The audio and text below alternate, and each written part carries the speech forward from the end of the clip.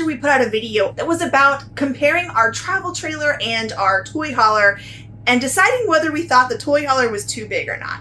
That was only a couple of months into our journey, and now we're just over a year. We have taken this baby all the way across the country and back, putting over 10,000 miles on it. And I bet you're wondering, what are our thoughts now?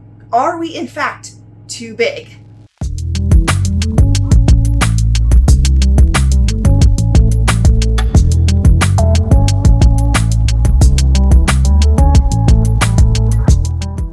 Welcome back to No Ordinary Path. I am Kristen and this is Dorothy. This is a 44-foot toy hauler, fifth wheel, Heartland Cyclone 4101 King. It's a mouthful. We're a travel nurse family of 5. My husband's the travel nurse. We have 3 kiddos and a dog, and we've been doing this for 5 years. For the first 4 years, we had a travel trailer. For this last year, we upgraded to this wonderful toy hauler that we call Dorothy. Now, if you're coming to this video and you're expecting a super fun, positive review of our Cyclone toy hauler, this isn't it. This is Real Talk Tuesday after all. It's not that we don't like our toy hauler. There's actually a lot of things that we do love, like this super long sofa that everyone can recline on in our kitchen, but it hasn't been without its problems. And a lot of it stems from our size, which leaves us to wonder, was this a mistake? Make sure to hang around to the end of the video to find out what our answer to that question is. Bigger rig equals bigger problems, sort of. If you're an RV owner, you already know you're gonna have problems no matter what size of RV it is. But when you're in a bigger RV, the problems feel bigger somehow. You can check out last week's video describing all of the things that we have come across in the last just couple of weeks. It has felt like hit after hit after hit of things that are just going wrong on this rig. It's already scary to drive down the road, but when you have something wrong with your suspension, it is exponentially scarier with a 44-foot, 20,000-pound RV towing behind you. When we need new tires, we have to make sure that our jacks can lift it up enough for the tire folks at Discount Tire to be able to change out our tires. They don't have a lift or anything that's heavy, that's sturdy enough to lift our weights. We have to rely on our own jacks to hike us up enough. Then there is the most obvious thing.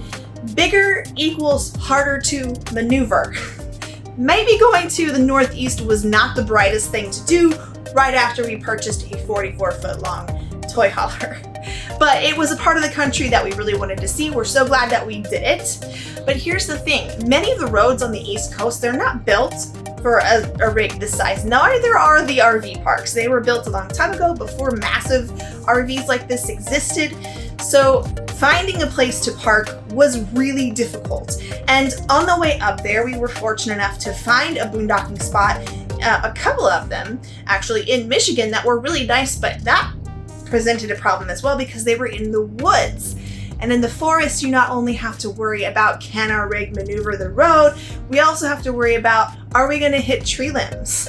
Are we gonna hit power lines? Are we gonna go under a low bridge? We constantly have to really plan out and think ahead. Now, I have never had to haul this thing. I don't think I ever will, to be honest. I am not interested in learning. John does a fantastic job at towing and backing in and all of those things, but that's not to say that it's not more stressful with something that is so much bigger, especially through a city, trying to find the commercial routes through the upper part of New York City, not even through like Manhattan, just like the suburbs around it was, wow.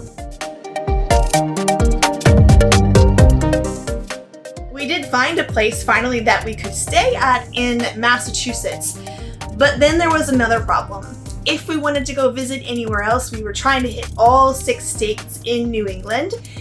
We would have to either take the rig with us and try to find a place that we could fit it in, that was available, that was in our price range, while still also paying for our monthly spot in Massachusetts, or just get a hotel or a hut.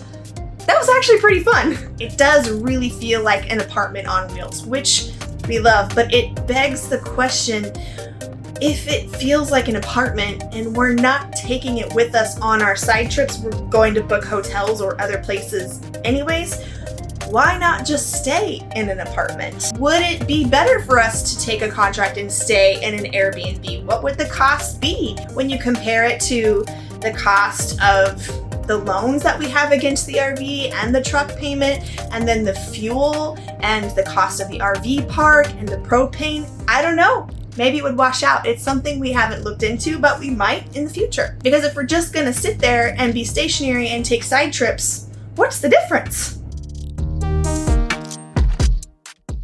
Bigger is more expensive. Period. Price of it was more expensive. We had to upgrade our truck, which is more expensive. We have loans on both the rig and the truck now, which we didn't before. So obviously we made a huge jump from our old setup to this setup, which is on us, obviously. But not only that, there's extra fuel. Diesel is super expensive right now.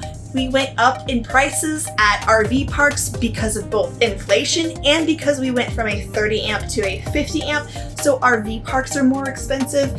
Everything about owning this RV is more expensive. Even the generator is more expensive, mostly because we can put more fuel in it than we could before. So it's not actually really more expensive, but maybe because we run it more because it's so darn convenient. So the price tag in general is much more expensive, which is really tight right now. I know a lot of people are feeling the tightness of the economy, and we're no exception. Bigger didn't equate to more space for the kids, unfortunately. Physically, yes, there is more space in their garage than there was in our travel trailer. And yes, their beds themselves are bigger, which is nice for our teenage boys. They have actual queen beds, both of them do. And they can spread and sprawl out in their bed, which is fantastic. However, because their beds are their only private space, the curtains are drawn, they like to set their things up on their bed, so there's no raising the bed, which we thought we could make happen. If you remember when we were shopping for rigs, this was a concern that my kids had and that they voiced to us in the beginning when we were looking at rigs. And we thought we could maybe overcome it, but it has been an issue this whole time. They don't like raising the bed because then that makes them lose their own personal space to hang out. But not raising it means that everything underneath it is wasted space.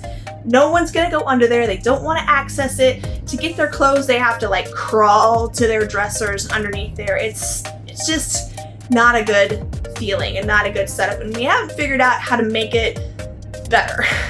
And then Chloe is still in there with her brother. She doesn't have a private space, which was another thing that we were searching for when we bought the RV, and we decided it would be okay. They really need a separate space. The boys and Chloe, they just need to be separated. I know some of you parents understand what I'm talking about. And in their bedroom there is a bathroom, but unfortunately it is not very functional. There's no vent and there's big spaces at the top and the bottom, and it's just not private. So no one wants to go in there and use the bathroom. They're all using ours anyways. So it seems like a wasted space. Let's end this on a positive note. As I said in the beginning, there are a ton of things we really do like about this rig. Dorothy's not a bad rig. There are things that are wrong with it right now, but there are things that we can get fixed. I love that we can all hang out together. I love that there's so much space in my kitchen that I can actually prepare a meal, a decent meal in my kitchen now, and have counter space. I love that our refrigerator is twice as big as it was in Windy, and for as far as an RV goes, I can fit a lot of groceries in there. I have tons of cabinet space. We have room for all of our things. We have room for Chloe to practice dance here in this area, for the kids to play their Oculus, to host people when they come and visit. We have a table that we can work at, actually have a workspace that's dedicated to editing. And I absolutely love that I can turn on my generator with the push of a button from inside my RV, which allows us to boondock. Those are all really great things about this rig. So to answer the question, is bigger better? I'm gonna go with no. Did we make a mistake? Also, no, we couldn't have known when we made our purchase that we would not be happy with it a year later. You never know until you try something. We've had some really great adventures in this RV, and it's been really comfortable to spread out in, which we've really enjoyed. Where does that leave us now? We don't know. We are going to take things one step at a time, and we will just have to see where our path leads us this year. Hope that you'll come along for the journey. Thank you for sticking around.